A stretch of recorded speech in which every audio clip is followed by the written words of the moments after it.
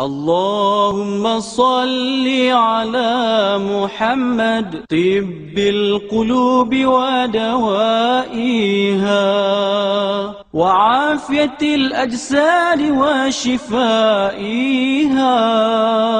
ونور الأبصار وجلائها وعلى آله وصحبه وبارك وسلم. الحمد لله وكفى والصلاة والسلام على عباده الذين اصطفى خصوصا على أفضلهم وخاتم النبيين محمد الأمين وعلى آله وصحبه أجمعين وبعد. فأعوذ بالله من الشيطان الرجيم. بسم الله الرحمن الرحيم. ونزلنا عليك الكتاب تبيانا لكل شيء وهدى ورحمة وبشرى للمسلمين. صدق الله العظيم. We begin with Allah's blessed name. We praise Him and we glorify Him as He ought to be praised and glorified. And we pray for peace and for blessings on all His noble messengers, and in particular on the last of them all, the blessed Prophet Muhammad sallallahu ta'ala alayhi wa sallam. Respected Imam, brothers and sisters here in Masjid India, in Kuala Lumpur, Assalamu alaikum wa rahmatullahi wa barakatuh.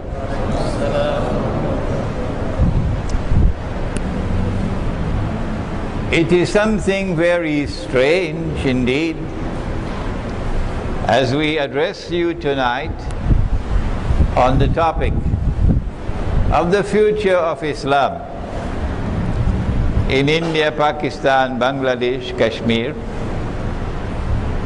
Not the future of Muslims, Pakistanis, not the future of Bangladeshis, the future of Islam in this region of the world. At a time when very strange things are happening in the world. Very ominous things, dangerous things are happening in the world. It is clear for those who have been studying what's happening in the world that we are now located at a very, very dangerous moment in history. That in the same way you had the First World War 100 years ago, and then you had the Second World War about 70 years ago, that we are now located at that moment in time when the world war of world wars is about to take place, about which Nabi Muhammad alayhi salatu wasalam had prophesied. But he didn't call it world war. But the politicians in Pakistan and the politicians in Bangladesh and the politicians in India don't study this subject. Politicians don't study this subject. He didn't call it world wars. What did he call it? Nabi Muhammad sallallahu ta'ala alayhi wa sallam spoke about the malhama. The malhama, the great war. So First World War and Second World War were only preparation for what is now about to occur. And it is going to impact on the whole world. But it is going to impact very significantly on India, Pakistan and Bangladesh. Israel is likely to launch those wars perhaps within the next few months. It could be one of 4 targets. And you know it already. It could be Pakistan, and the Pakistanis know it. That's why the Israeli Mossad and the CIA combined to launch the 9/11 terrorist attack on America. Why? Because they wanted to get an opening into Afghanistan, so they could send a few 100,000 troops into Afghanistan, so they can use Afghanistan as the base to destabilize Pakistan. The only people who don't understand that are the politicians. Everybody else understands that. Because if a politician were to say, Israeli Mossad did 9/11, that's it, he's finished as a politician. The Zionists are not going to support him, they're going to finish with him. So the politicians know where they get their roti from. And so they'll know what to say and what not to say. And so an attack on Pakistan was prepared since 9/11, 10 years now.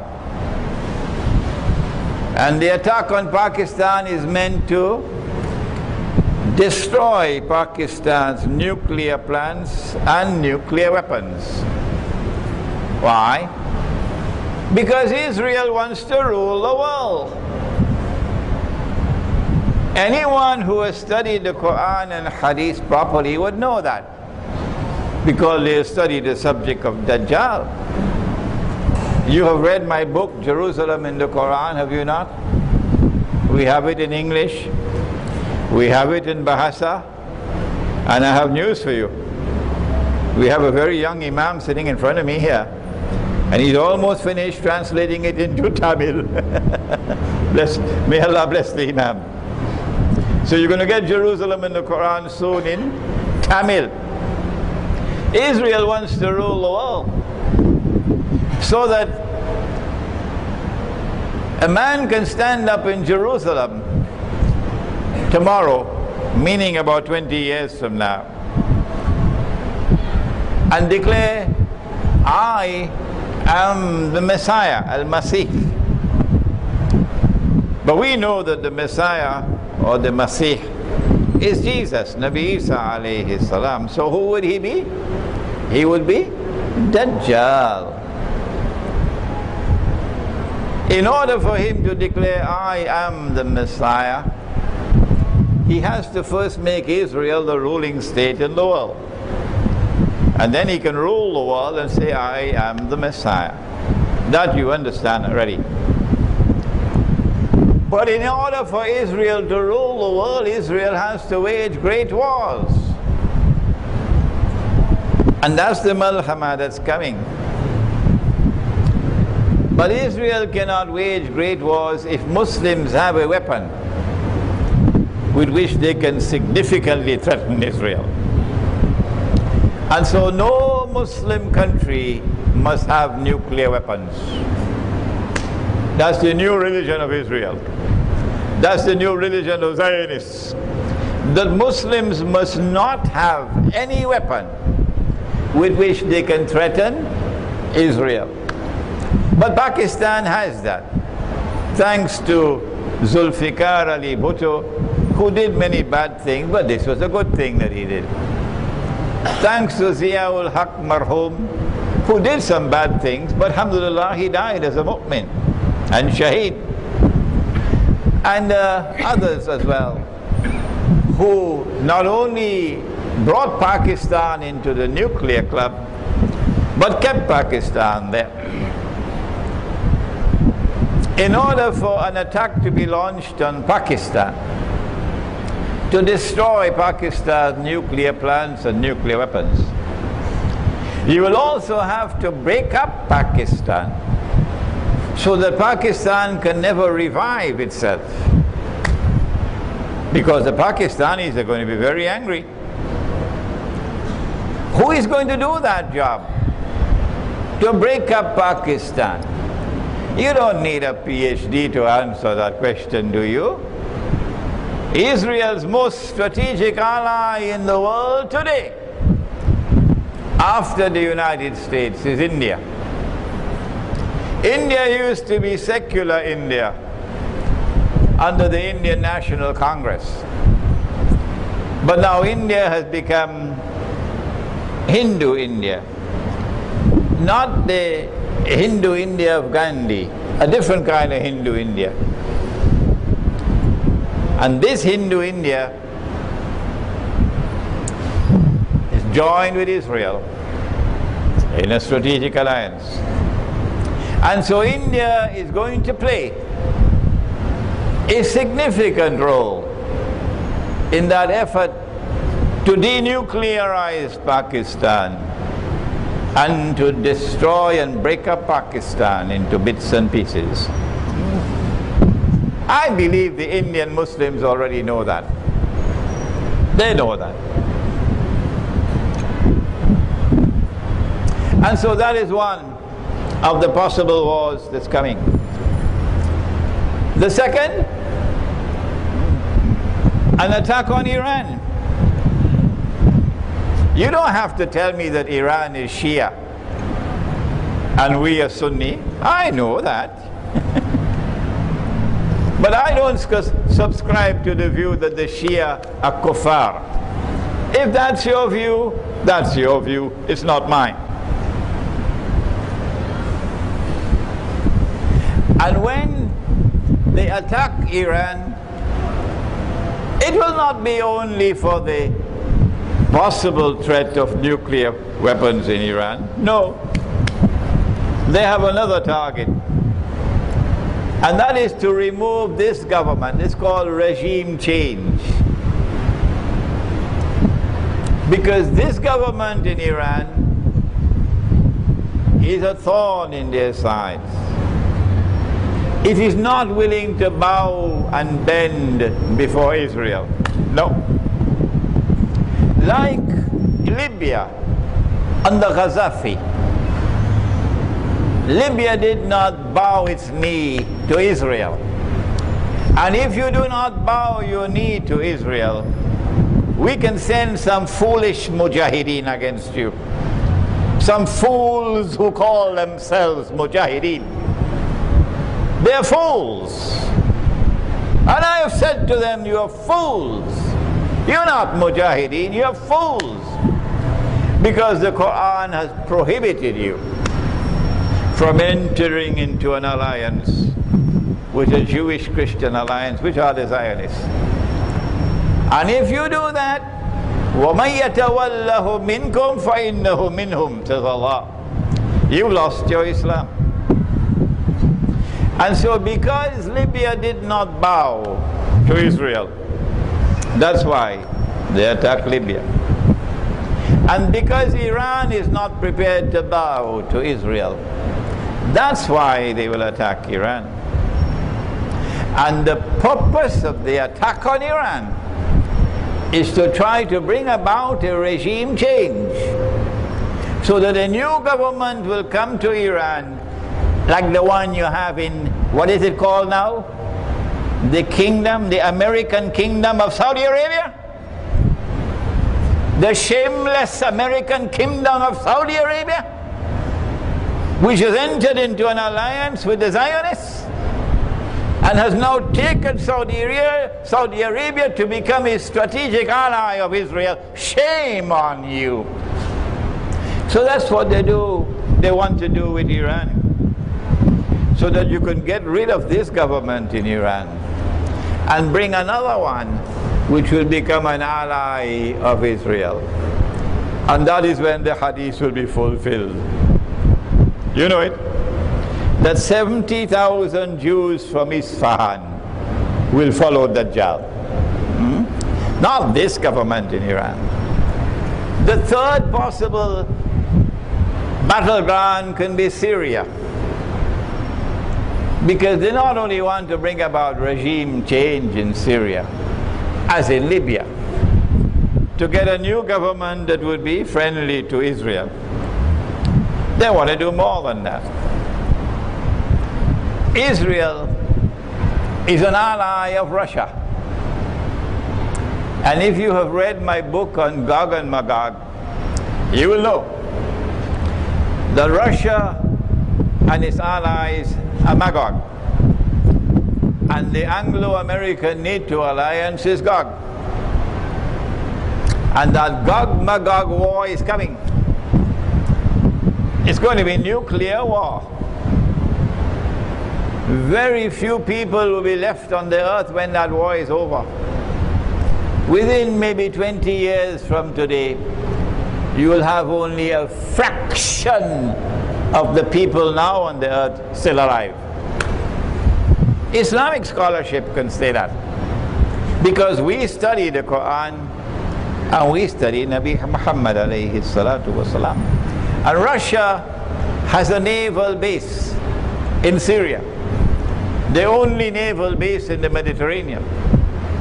So if you could bring about regime change in Syria, you will deal Russia a deadly blow. You will also deal a blow to China. And so we have three possible battlegrounds already. One, Pakistan. Two, Iran. Three, Syria. And four, the fourth battleground is possibly Egypt. Because Israel wants part of Egypt's territory because of something in the Torah. The Torah says that the Holy Land extends from the river of Egypt to the river Euphrates. From the river of Egypt to the river Euphrates. Meaning that part of Egypt, from the river Nile to the Red Sea, belongs to Israel. And so within the next few months, we expect that these wars are going to begin. And Islamic scholarship should be ready.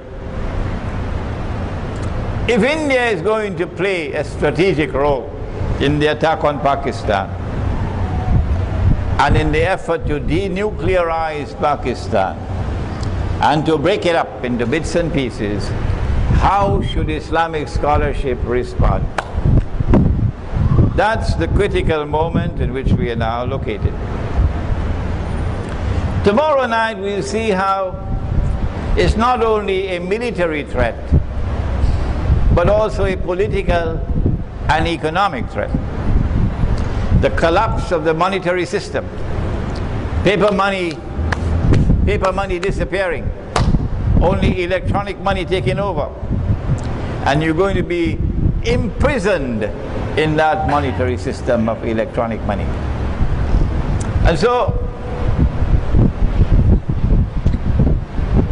we want to now turn in seeking a response and looking to the future for Islam in this subcontinent.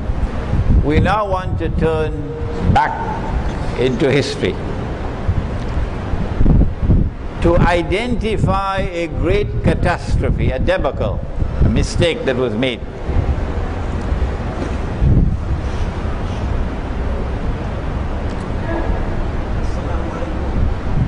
Alaikum salam. And when we recognize and understand that big mistake which was made when the partition took place, when Britain was decolonizing and the Republic of Pakistan came into being, and then eventually the Republic of Bangladesh came into being, we'll be in a better position, particularly for the Muslims of India, to understand the way forward. And now briefly, because we don't have the whole night,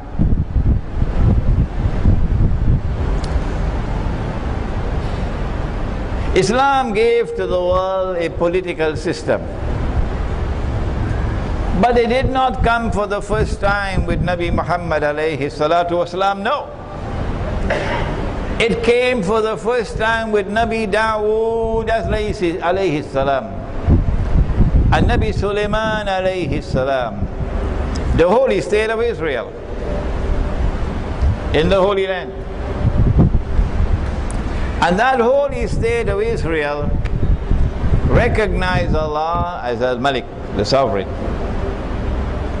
Recognized Allah's authority as supreme, Al-Akbar. Recognized Allah's law as the highest law, Al-Hakam. India, Pakistan and Bangladesh, or South Asia, had the rule of the Mughals, like Turkey and Anatolia and the Ottoman Empire had the rule of the Ottomans. And these were monarchies, but they were still using Islam. And so the shell was there of Khilafah, recognizing Allah as sovereign. And they enforced Sharia until Britain emerged and British armies conquered together with French and German, and they colonized the world of Islam. And so Muslim India was now under British rule. For how long? Maybe 150, 200 years or more. Did this happen by accident? No. This was Dajjal's work. Oh yes. Because Dajjal wanted to bring about change. He wanted to cause this entire Muslim community to be imprisoned in a new political system that he had devised. And so, when the time came for Britain to withdraw, it was not by accident. No. Britain wanted to withdraw, but on the condition that what is left behind will now be carbon copies of the European political system. Oh yes. And so you may say Pakistan ka matlab kya? La ilaha illallah. But I want to know, why is Dajjal hiding behind that mango tree and laughing his head off? He is so happy. Why? Don't you understand, you dum-dum? You have abandoned Darul Islam. You have abandoned Khilafah. And you have embraced the modern state which was created in Europe, which declares that Allah is no longer Al-Malik. The state is now Al-Malik. That is shirk. Allah is no longer Al-Akbar. The state is now Al-Akbar. That is shirk. Allah is no longer Al-Hakam, the lawgiver. The state now makes the law. That is shirk. Why? Why? Why did Dr. Muhammad Iqbal not understand that? Why? Why? Why did Muhammad Ali Jinnah not understand that? I have a book outside. Do please read it. It's small. Iqbal and Pakistan's Moment of Truth. Dr. Iqbal is a great scholar, and I have the greatest respect for him. And when I offer a critical comment about Dr. Iqbal, It does not diminish his stature in my eyes. He still remains a great, great scholar. But the blame lies most of all on the shoulders of Dr. Iqbal for not recognizing that the modern political system and model of a state, which was coming from Europe and which Mustafa Kemal embraced in 1922, to replace the Khilafah with the secular state of Turkey, and which he, Iqbal, endorsed, and which he put into his book, The Reconstruction of Religious Thought in Islam. He said that the modern parliament of the Republican state is an adequate substitute and replacement for the Khilafah. What? Did Iqbal say that? But that's nonsense. That the modern parliament of the secular state can be an adequate replacement for the Khilafah? That's nonsense. But because Iqbal had the stature that Iqbal had, Muslim religious thought in the whole subcontinent, illa masha'Allah, went along with the bandwagon to create a modern secular state called Pakistan. You can put on a pagri on the head of Pakistan. You can make Pakistan grow its beard.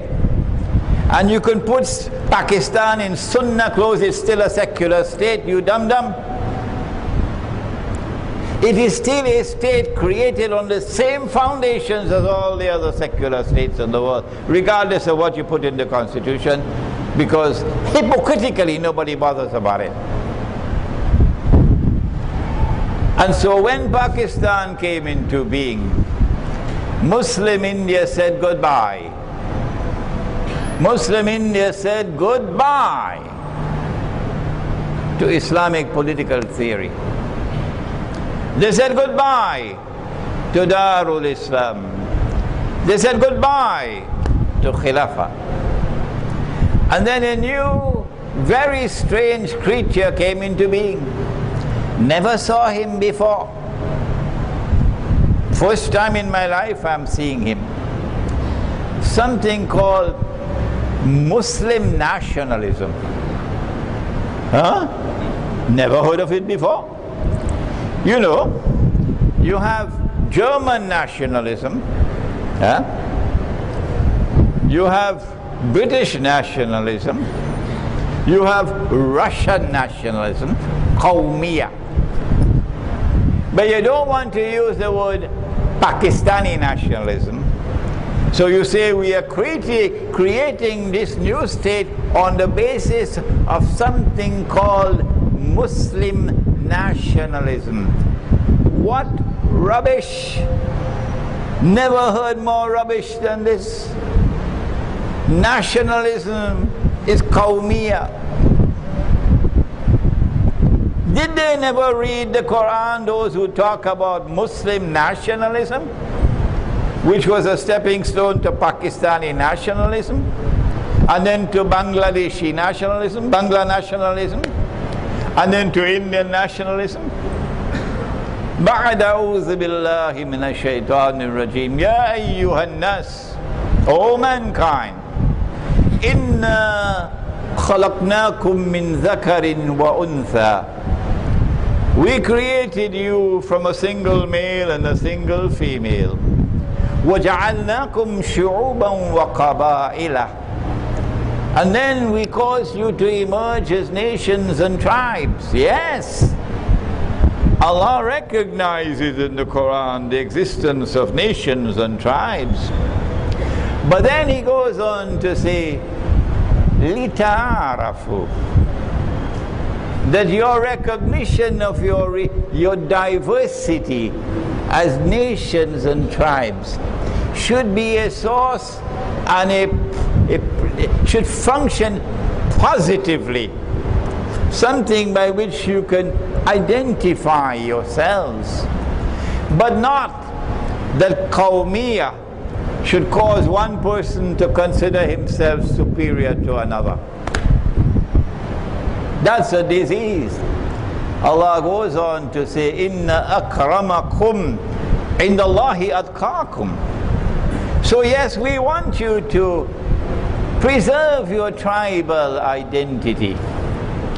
We want you to preserve your identity as a nation, but not to use that as the foundation for a political system. That's wrong, because that is superiority and inferiority. And so nationalism as a political system is not a part of Islam. And that's what they did. They created Muslim nationalism.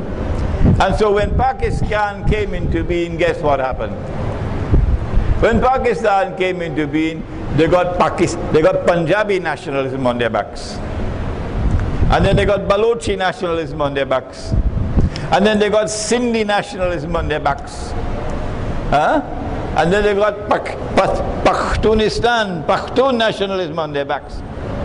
And the people who migrated from India to Pakistan, then they got Muhajir nationalism on their backs. So Pakistan broke up into so many different nationalisms. And then you had the rivalry between nationalism on this side and Bangla nationalism on that side, leading to the birth of Bangladesh.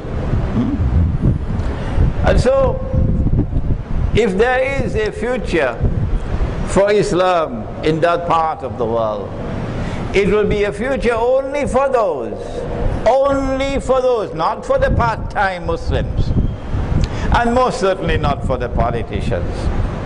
If there is a future for Islam in India, Pakistan, Bangladesh, Kashmir, it will be a future only for those who can make tawbah and step away from the modern secular state and step away from its shirk and its nationalism and return to the struggle for khilafah and return to the struggle for Darul Islam. That is the debacle that occurred about 60, 70 years ago when Pakistan came into being and then Bangladesh came into being. If we are to step away from that debacle and return to Khilafah, the struggle to restore Khilafah, it will make the heart so happy to know that we don't have long to wait. My guess is probably only another 20 or 25 years. And Khilafah is coming back with Imam al-Mahdi.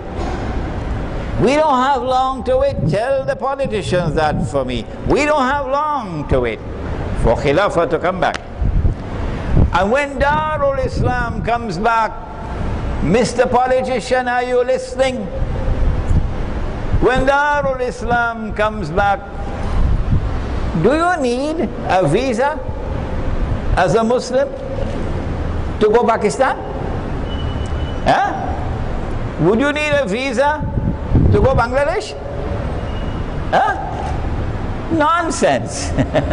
Not in Darul Islam. That is a system that has come from Europe. When you have Darul Islam, every Muslim has the right to enter. All that you have is La ilaha illallah, Muhammadur Rasulullah, and you could enter that territory. That's what's coming.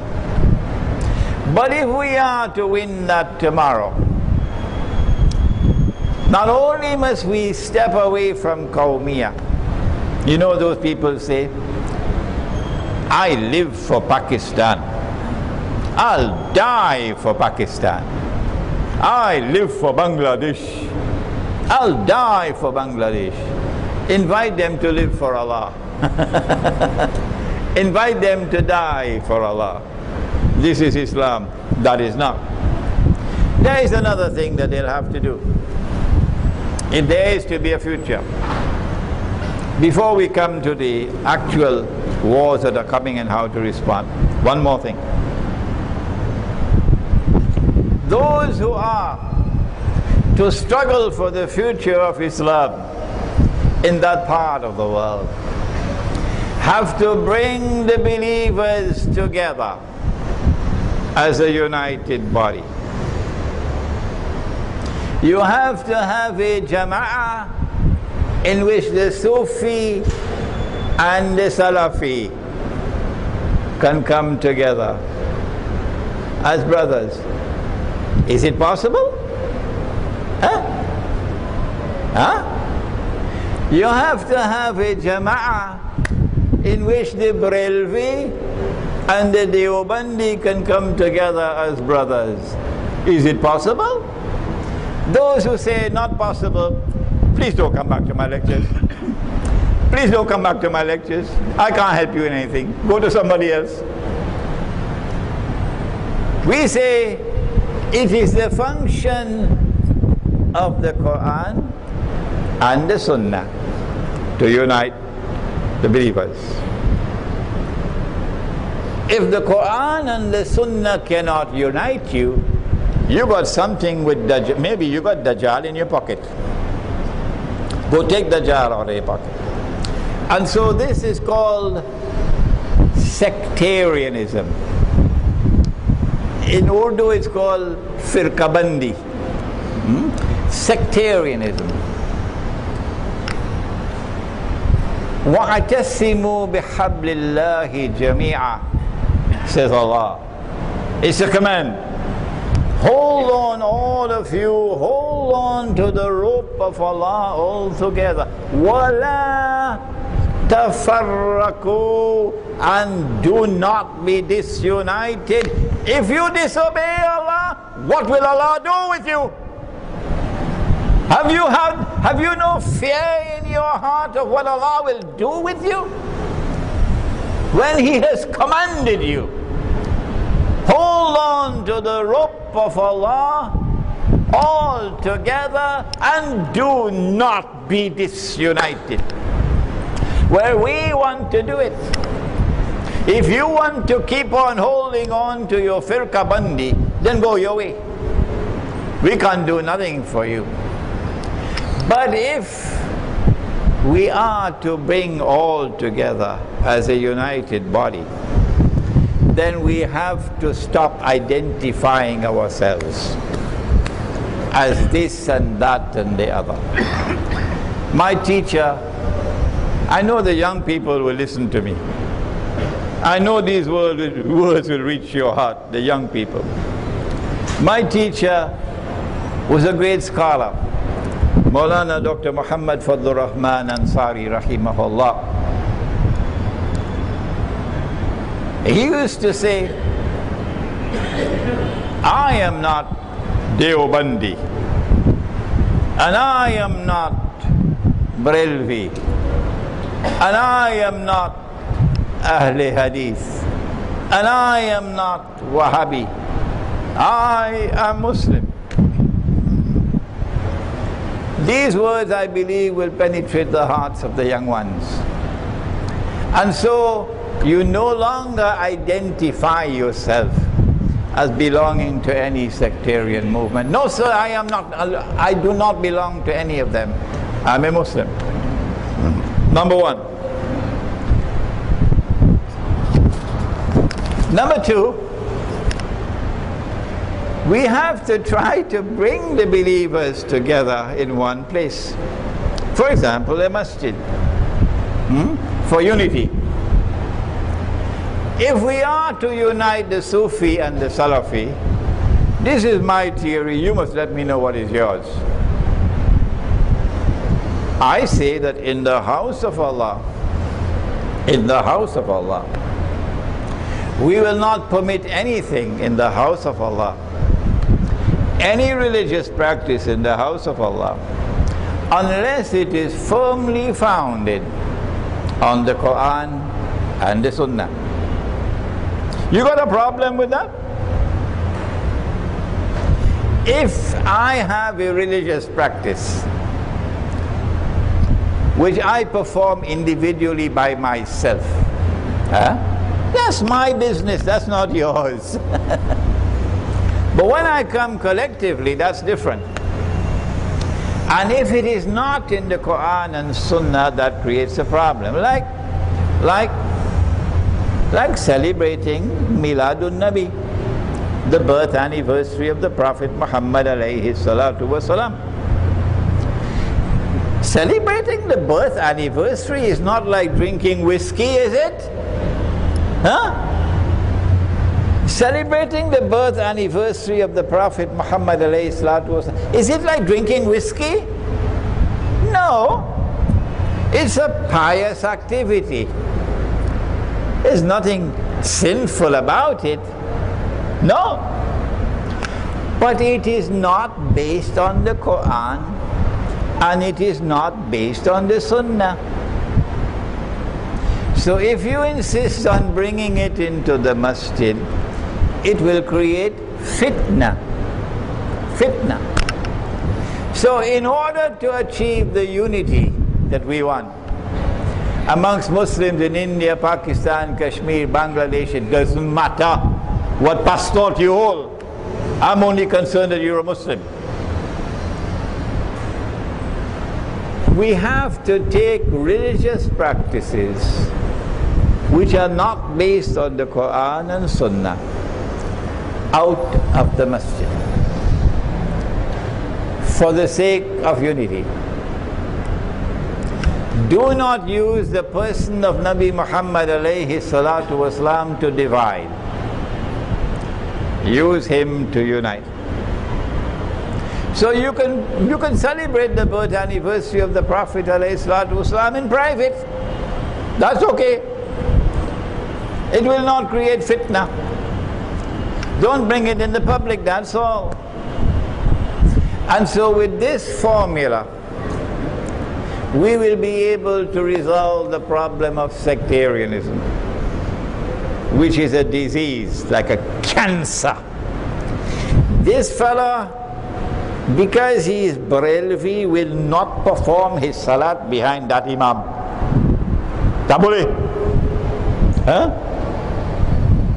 And that one will not perform his salat behind this imam. Huh? And this one saying those are kuffar, and that one saying these are kuffar, and these are mushrikun. Looks like a pilau to me. Huh? A biryani going on here. Huh? You're not going to achieve unity this way.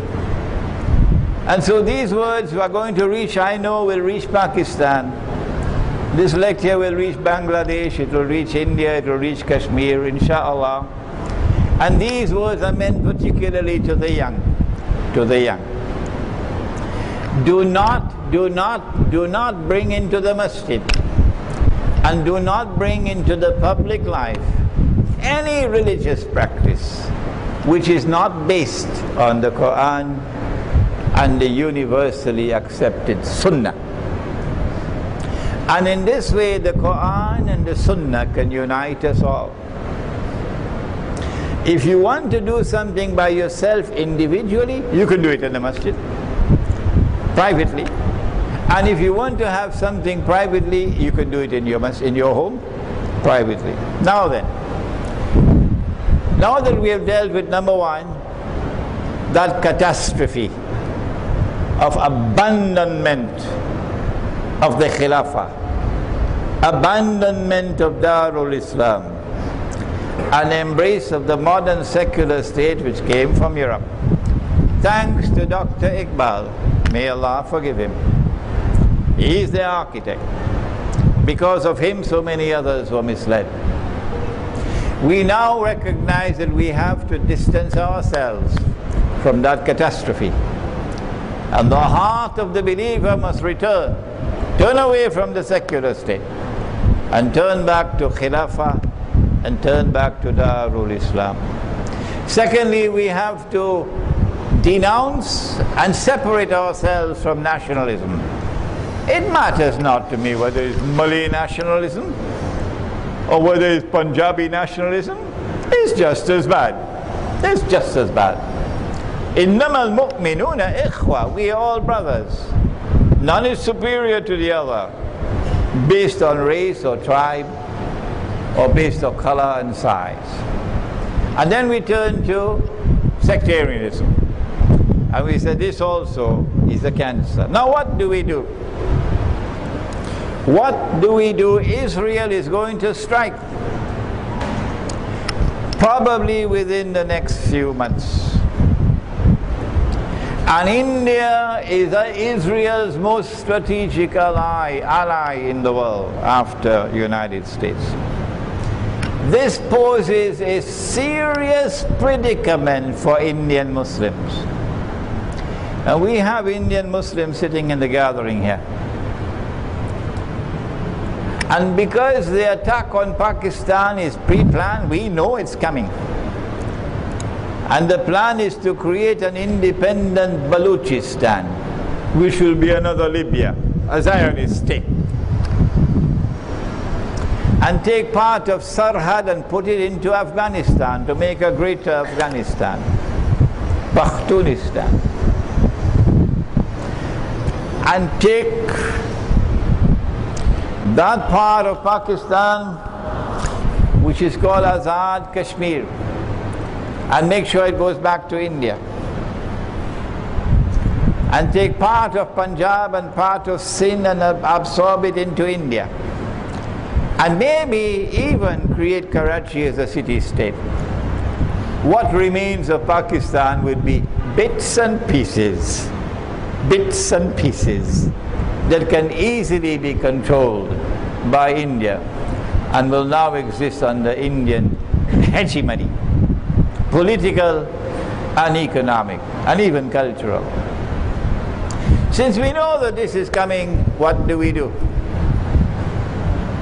Well, the first thing I would do, if I'm in Bangladesh or in Pakistan, is to get out of the city. Because the city is going to have anarchy. Supplies of food and water are going to be disrupted. Electricity supplies are going to be disrupted. And this is not like the homogeneous city of Sarajevo, under attack for 3 years. Siege. No. Karachi is the most vulnerable of all. If Karachi's water supply is interrupted, and India can do it.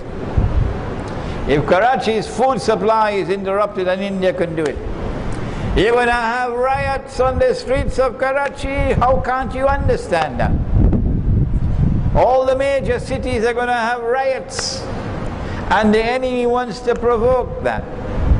People are going to be living like dog eat dog. They're going to forget religion. They're going to live like animals. When you can't get water, you can't get food. So my advice, and I hope that my words can reach you before it's too late. My advice is to get out of the cities before it's too late. And try to find residence in the remote countryside in order that you can survive for the battles that lie ahead.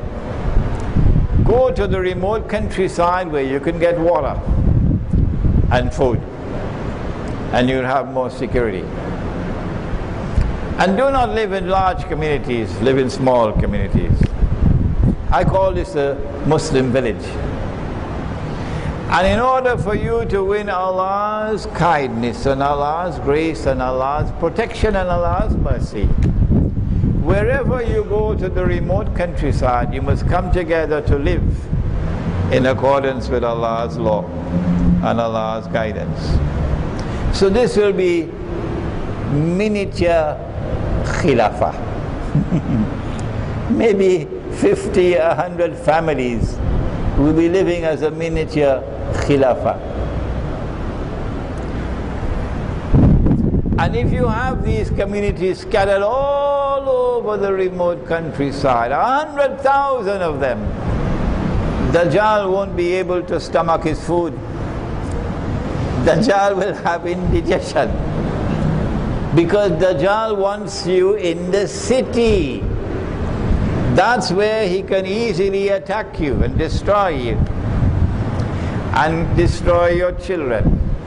So as you move out into the countryside, you will be able to protect yourselves. And you can survive the storm. But while this way forward fits the bill for Pakistan and Bangladesh, out of Dhaka. Dhaka is an unlivable city. Dhaka will have riots even before Karachi. Is this the advice for the Muslims of India, who are going to face the brunt of an Indian government, a marauding Hindu Indian government that is waging war on Israel's behalf, and would therefore want to behave with Indian Muslims the way the United States government will behave with Muslims living in the United States? That's why they're building concentration camps in the United States. Do you know about that? They're building concentration camps in the United States. And so Indian Muslims have a terrible predicament. And I don't know whether I have enough of advice for them. The first thing I have to say is that this business about moving out of the cities into the remote countryside, once Israel launches her attacks, and making sure that you have food and water, this is not enough for Indian Muslims. No. This can work for Pakistan. This can work for Bangladesh. But I don't think it'll work for India. So then what should Indian Muslims do? I believe that Indian Muslims have to pay primary importance to protecting themselves as a community and not as individuals.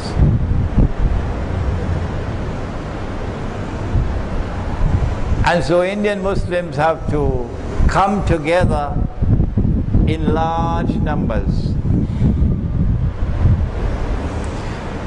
Numbers which are large enough that if anyone comes to attack you, he can't come with 20 men. No. He has to come with 20,000 men to attack you. I believe Indian Muslims should get out of the big cities, yes. Because the big cities are not only going to be subject to riots, but Dajjal is going to wage biological warfare. Long time it used to be called plague. Now it's called epidemics. And the last place in the world that you want to be when biological warfare starts is in a city. Because you're going to be wiped out. Wiped out. And so I believe that Indian Muslims should try to find a way out of the big cities. Out of big cities. But when you go to the countryside, you must still maintain a size big enough that if they were to come to attack you, to try to terrorize and to murder people, as they've done so many times in the past, you can't come with 10 or 20 or 200 people. You're going to have to come with an army of about 20,000 or more. And at that time it's going to be an armed conflict. And there are going to be many who will become shuhada. We'll now stop inshallah for Salatul Isha. And then I have a little winding up to do, and then you have your question and answers inshallah. Bismillahi awwaluhu wa akhiruh.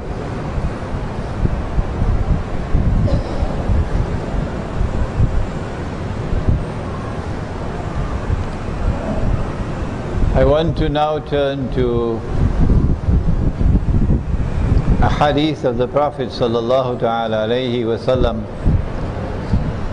connected with India. The word India does not occur in the hadith. In the hadith it is the word Hind. Hind. And Ghazwa would be wars fought by the Prophet alayhi salatu wassalam.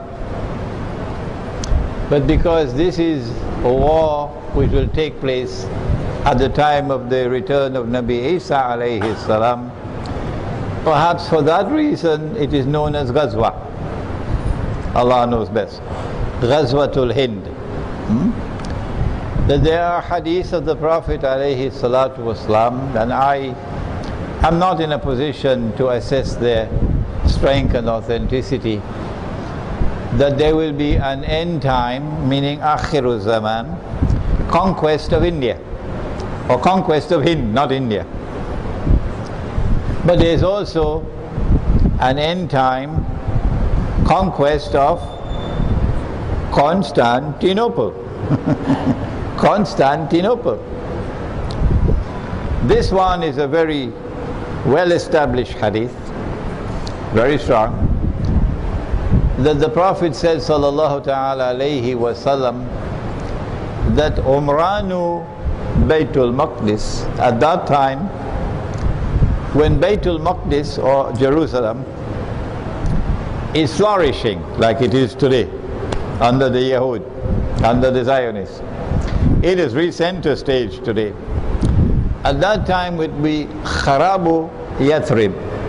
Yathrib or Madinatul Nabi would be in a state of desolation, playing absolutely no role on the stage of the world, not even in Islamic affairs.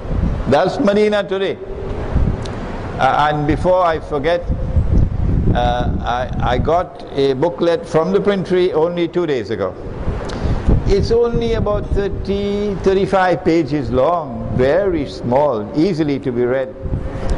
And it is entitled Medina Returns to Center Stage in Akhirul Zaman.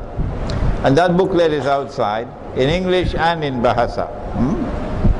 So do please get a copy. The time of the flourishing state of Jerusalem would be the time when Medina would be in desolation. The time when Medina will be in desolation will be the time when the Malhama will come. The big war is coming, where most people will die. The time of the Malhama will be the time of the Fathul Constantiniya. That Constantinople will be conquered at that time in Akhirul Zaman. So the conquest of Constantinople 600 years ago obviously could not be what the Prophet is talking about. And the conquest of Constantinople will be the time of the Khuruj of Dajjal. Khuruj of Dajjal. Dajjal's release is one thing, Dajjal's Khuruj is another. He was released in the time of the Prophet alayhi salatu wasalam. He is the mastermind of the modern political system which has paralyzed the world of Islam, imprisoned the world of Islam. He is the mastermind of the modern economy and the modern monetary system with this paper money. He is the mastermind. But you cannot see him as this time. He is not in our world of space and time. But his khuruj, when he comes out, you will now see him as a human being. And the Prophet said, alayhi salatu wasalam, you will see him as a Jew, as a young man, powerfully built with curly hair, meaning curls at the side, like the Orthodox Jews. So, we have not only the conquest of Hind, but the conquest of Constantinople. Now, when Nabi Isa alayhi salam returns, he's coming back as Hakim, to rule. So I asked last night, would he have to submit to the authority of the Security Council of the United Nations? Huh? Tell me? Huh? Obviously not. Tell them that in Washington for me. When he comes back to rule the world. which means he has to rule over the Zionists, which means he has to rule over India. India will have to submit. Hindu India will have to submit. And therefore, whether you have the ahadith or not about Ghazwatul Hind, it is clear to me that there will have to be an armed conquest of India in order to ensure that India submits to Nabi Isa alayhi salam. Who is going to be in that army? It will have to be mujahideen. I don't think the standing armies of the modern secular states are going to do that. And what kind of warfare will the mujahideen be waging when there's all of this oppression upon them? And the wars are going to start soon. I hope the Pakistani people are listening, because I expect the Pakistani people to take the leading role, oh yes, in joining their brothers in Afghanistan. Afghanistan is up front. Afghanistan has waged successful war in resisting the NATO Zionists for 10 years. An embarrassment for Barack Obama. That's Afghanistan. And I'm expecting second in line to be Pakistan. This is why I'm asking the young Pakistani men, get out of the cities. Get out of the cities. Move to the countryside. Secure your water and your food. Secure your families. Because you are going to be on the front line. And it's not going to be conventional warfare. I think it's going to be about 20 years of guerrilla warfare that's coming up, Afghanistan style. And I hope these words of mine reach the young Pakistani men, and the young men of India, and the young men of Bangladesh. There are others who are not going to be part of this struggle. Who are they? They are those who disregard what I have said tonight.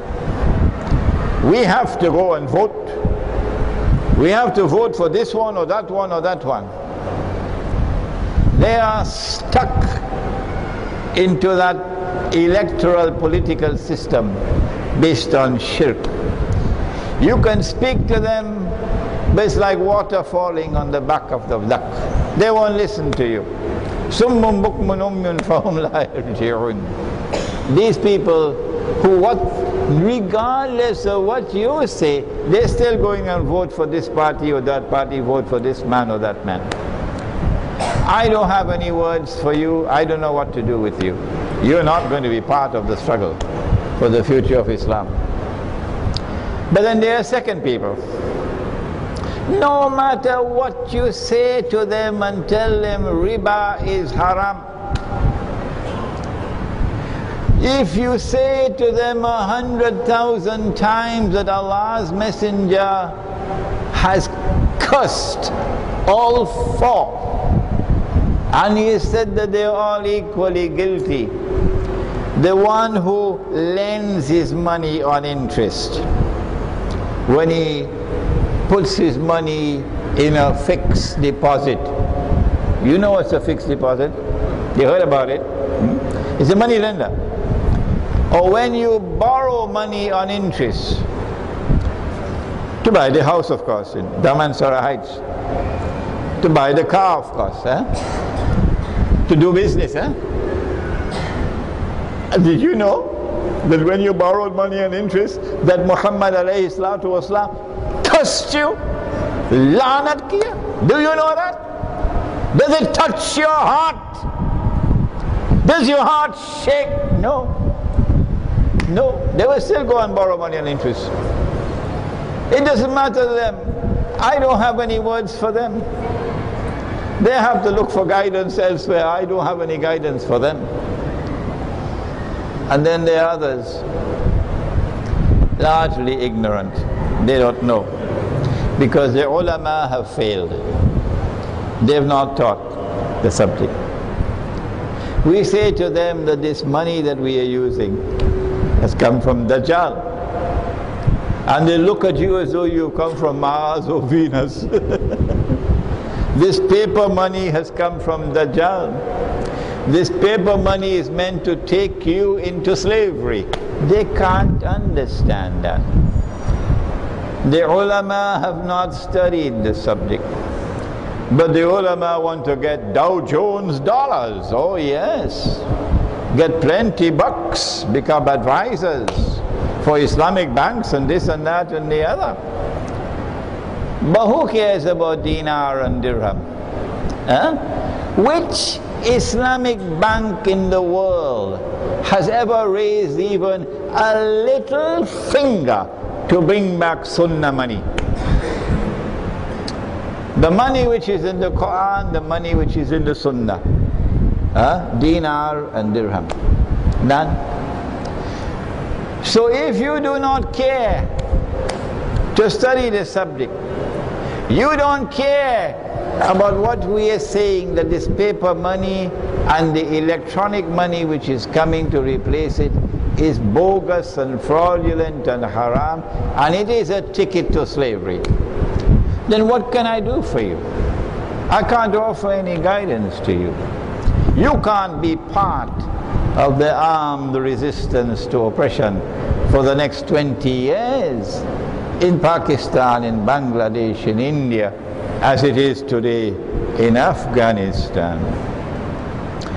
Did the Prophet sallallahu ta'ala alayhi wasallam not say, is the hadith not in Sahih Bukhari? I won't take much more time.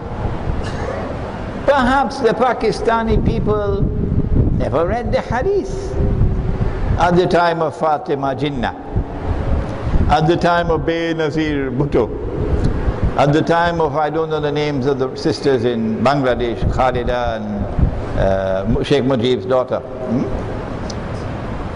He said, sallallahu ta'ala alayhi wasallam, a people who choose a woman to rule over them can never be successful.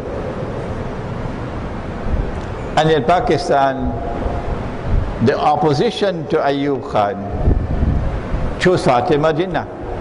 Ulama chose Fatima Jinnah, gave fatwa, called the fatwa of expediency. And then the same thing happened with Benazir Bhutto. And the same thing is happening in Bangladesh. But those who are going to struggle for a future of Islam, they are not a people who will choose a woman to rule over them. So they will not be also borrowing money on interest from the bank. They will be struggling to get out of the paper money and electronic money, because tomorrow there will be no more paper money. Tomorrow is only electronic money. And once they know your profile, you're going to lose your money in the bank. They'll freeze your account. You're going to complain to me? What can I do? You've lost your money. There's nothing you can do when the bank freezes your account. Everything you have in the account is gone. So maybe I could take it out of the account? What is there to take out? Huh? This money is money you can't see. This money is money you can't touch. Only a donkey will declare that this is valid money. We have plenty of donkeys in the world today. So there's nothing to take out of the bank. You can't take it out. You can only transfer it from one account to another. And any time they want to freeze your account, they will freeze it. Because it's not your government that controls the banking system. It's the Zionists who control the banking system. So let me end now and say that my words tonight were not directed to all the Pakistani people and all the Bangladeshi people and all the people of India and Kashmir. I wish I could have spent more time on Kashmir. No, my words tonight about the future of Islam was directed only to those who are sincere in submitting to Allah and His Messenger, and who want to live full-time lives as Muslims. And these are people whose hearts will long for the return of Darul Islam and Khilafah. And so they will not go and embarrass themselves by voting in elections for Tom, Dick and Harry in a secular state.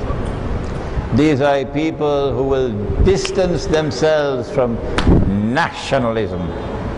I am superior to him because I belong to this nationality. These are people who will distance themselves from sectarianism, belonging to this sect or that sect or that sect or that sect. No, I'm a Muslim. And they will turn to the Quran and the Sunnah to unite everybody, so that the Sufi and the Salafi can come together as brothers and wage a common struggle against oppression. These are people who want to bring back dinar and dirham. And these are people who will never go and borrow money on interest, not for any reason in the world. We pray that Allah subhanahu wa ta'ala may open the eyes of the Muslims of India, Pakistan, Bangladesh and Kashmir, and show to them a road to which they can survive in the storms which now lie ahead. ربنا تقبل منا إنك أنت السميع العليم وتب علينا يا مولانا إنك أنت التواب الرحيم برحمتك يا أرحم الراحمين آمين.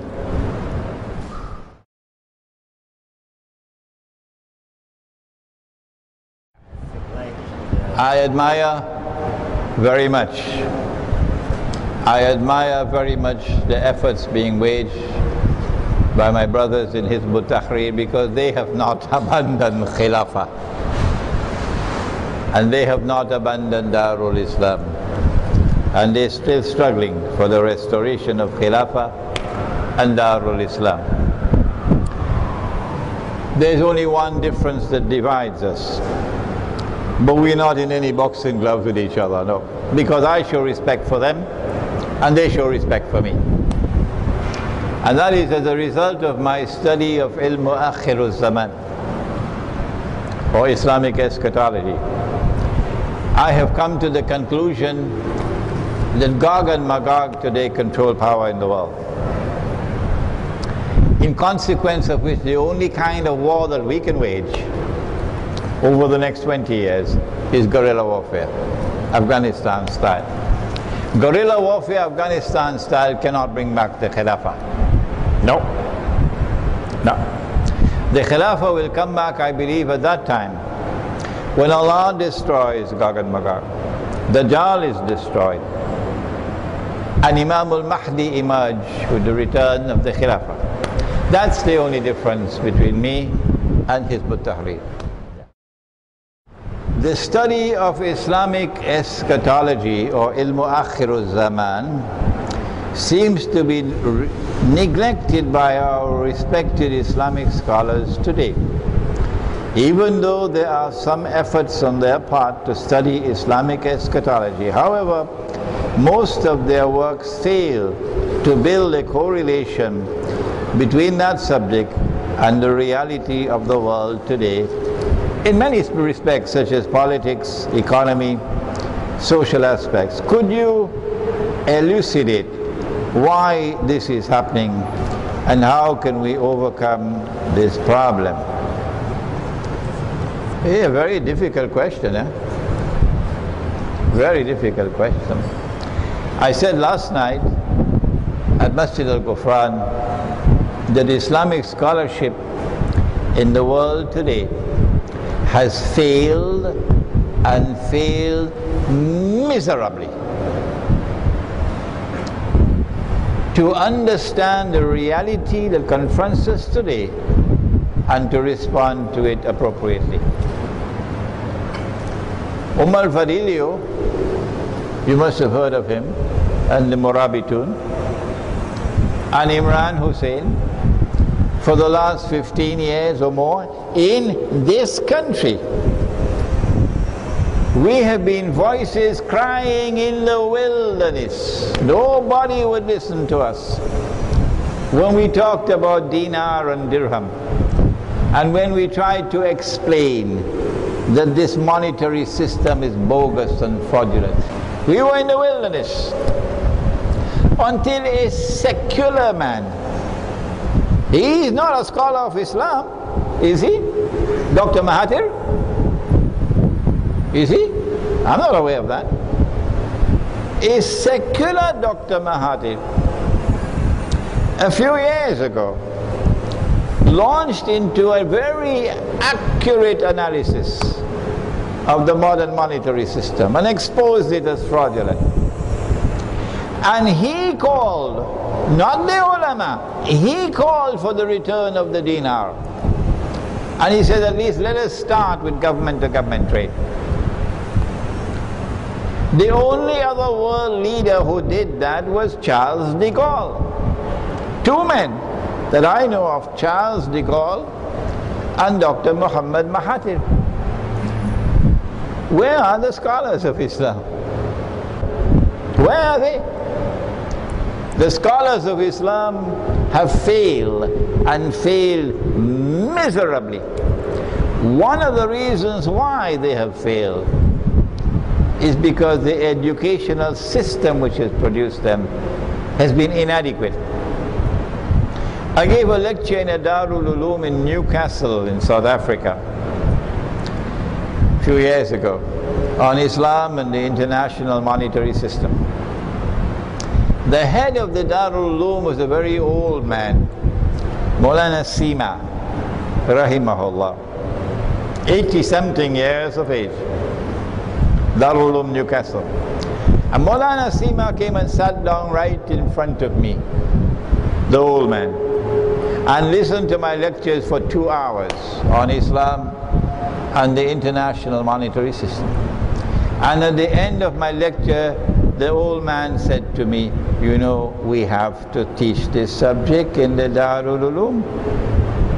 That's what he said. Because he recognized that this was the truth. And he recognized that this was not being taught. So the muftis are given fatwa without knowledge of international monetary economics.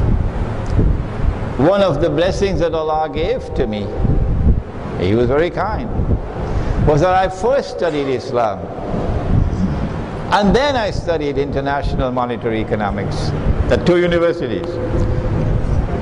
And so I took the Quran into the classroom, of course in my heart. I took the Quran into the classroom and I was able to use the Quran to understand their monetary economics. And that is how I was able to explain the subject. Our scholars of Islam today are failing partly because the institutions which are producing them are inadequate, do not have a proper curriculum to teach them what they need to do. But the failure is for a second reason as well, methodology. Methodology. There's a methodology at work which produces students who study this kitab, that kitab, that kitab, that kitab. And then they can repeat it over and over and over again from now until Qiyamah. It's called mechanical knowledge. You can't penetrate Akhirul Zaman with mechanical knowledge. No. To penetrate Akhirul Zaman, you got to be someone following a man named, what's his name? Khidr. Khidr. Khidr alayhi salam, he didn't have a PhD from Yale and Harvard. No, no, no. He has knowledge that is externally acquired, but in addition to that, he has knowledge which comes down from above. وَعَلَّمْنَاهُ مِن لَدُنَّا عِلْمًا. That methodology is lacking. But I have hope that there are students now, young ones, who tomorrow will become the scholars, who today we do not have, who will take the Quran and the Ahadith and be able to explain the world and be able to respond to it appropriately, inshallah. Some of the ahadith of the Prophet ﷺ regarding Akhirul Zaman are based on religious symbolism and cannot be literally understood. Why is this so? What is the wisdom in it? Allah in His wisdom chooses sometimes to send guidance in a way that is plain and clear, muhkam. And so in the Quran, and these are the heart of the Quran, there are verses which are muhkamat, plain and clear. But Allah in His wisdom has also chosen to send in the Quran verses which are not muhkamat. At the beginning of Surah Al-Imran, I think it's probably verse number 3 or 4, somewhere around there, Allah speaks about a second kind of verse in the Quran. And these are called the mutashabihat. And the mutashabihat are verses which have to be interpreted. You have to have ta'wil. And the only ones who can give that ta'wil of the mutashabihat are those who are rasikhuna fil ilm, people who are deeply grounded in knowledge, not mechanical knowledge. Oh no, rasikhuna fil ilm. People who are rasikhuna fil ilm would be people who see with the nur of Allah. And so Allah has chosen in His wisdom to cause many of the signs pertaining to Akhirul Zaman to be out of reach of mechanical knowledge. And only those who follow the path of Khidr alayhi salam, only they will be able to penetrate the symbolism of Akhirul Zaman. I gave an example about the river Euphrates and the mountain of gold. If you didn't hear about it, go to the internet, check it out. The question pertains to Saudi Arabia. And we mentioned that Saudi Arabia, the American Kingdom of Saudi Arabia is an ally of the Zionists. And the questioner asks, well, why don't you also mention some of the good things about Saudi Arabia? Dajjal is not a fool. Oh no. And so Al Jazeera is not a fool. Oh no. Dajjal is not a fool. And so Al Jazeera is not a fool. In order for Al Jazeera to succeed in brainwashing the Arab masses into supporting the insurrection in Libya and supporting the insurrection in Syria, which are Zionists planned and Zionists financed.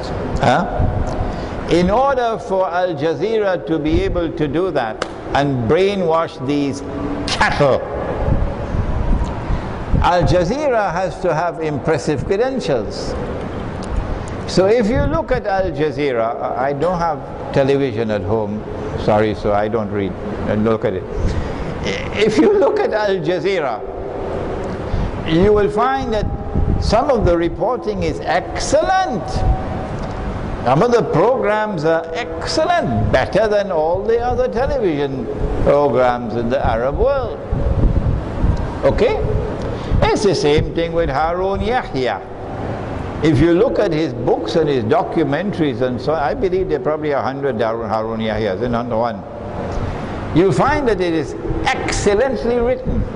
The standard is very high. The standard of scholarship is very high. And if you look at the Ottoman Islamic Empire, you see the same thing. The Ottomans like Saudi Arabia. The Ottomans like Saudi Arabia. enforced the Sharia in many ways. And so we were impressed with what they were doing with the Sharia, the Ottoman Empire. But the secret is, you have to give them that 95% that dazzles them, so you can slip in the 5% of pure poison. So the Saudi regime could fool Tom, Dick and Harry, but they would not fool us. If you become an ally of the Judeo-Christian alliance, Allah subhanahu wa ta'ala in the Quran, in Surah Al-Ma'idah, in verse number 51, says to you, you have lost your Islam.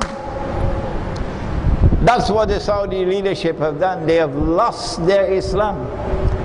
So they can apply and enforce as much Sharia as they want, and made Makkah look like Las Vegas. But it wouldn't save them from the punishment that awaits them for having betrayed Allah and His Messenger in a monstrously evil way. Okay, that's it. Last question. The question is, why would they want to attack Pakistan? Because Pakistan is a secular state. I answered you. I said, thanks to the effort of Zulfikar Ali Bhutto, and while he did many evil things, we must also commend him for the good that he did. And to the efforts of Zia-ul Haq and others. Pakistan is today a nuclear armed state. It is the only Muslim country in the world with nuclear weapons. And the Zionists do not want any Muslim to possess weapons which can threaten Israel. That is the reason why, the major reason why, they planned and executed 9/11, so that they could use 9/11 to eventually break up Pakistan. 9/11 gave them Afghanistan, a foothold in Afghanistan. And thanks to people like Musharraf, they were able to consolidate themselves in Afghanistan.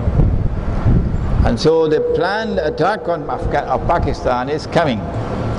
But I have confidence that the young men of Pakistan, those who have the sense to get out of the cities before it's too late, and go to the remote countryside, secure your families, secure food, secure water, so that you will free yourself to wage the guerrilla warfare that has to be waged for the next 20 years. Is guerrilla warfare, not conventional warfare. We can't face them conventionally. But Afghanistan has shown the way that you can wage guerrilla warfare successfully. And that is what the Pakistani youth will have to do. And I pray that Allah will keep these words in their hearts, that their hearts may respond with a niyyah that we are going to fight.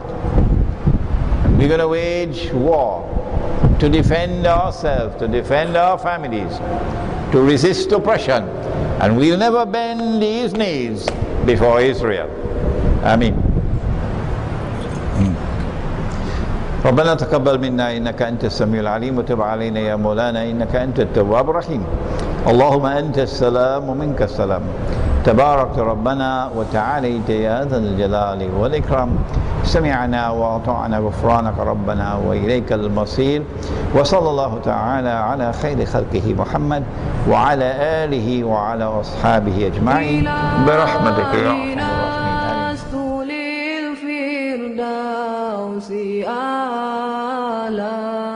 ولا أقوى على نار الجحيم. الله فهب لي توبة واغفر ذنوبي فإنك غافر الذنب العظيم. إلهي لست للفردوس أهلا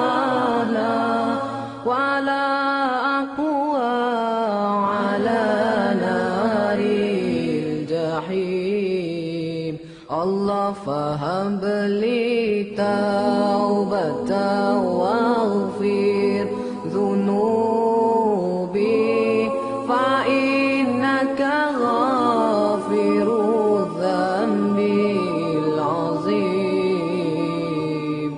Tuhanku, aku tidak layak untuk syurgamu, tetapi aku tidak pula sanggup menanggung siksa nerakamu.